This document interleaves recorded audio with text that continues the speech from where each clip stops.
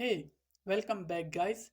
Today we are talking about how to install an app on Google Play Store.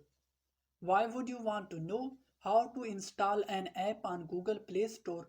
Well, maybe it is your first time using Google Play Store and not sure how to install an app on Google Play Store.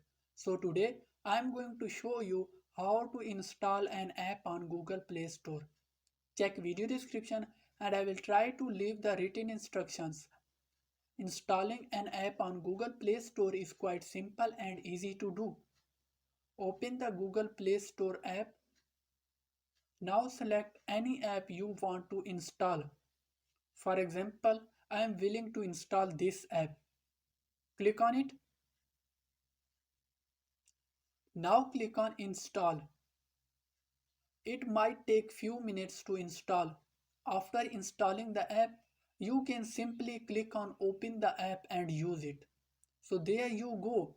If you are wondering how to install an app on Google Play Store, that is the easiest way I know.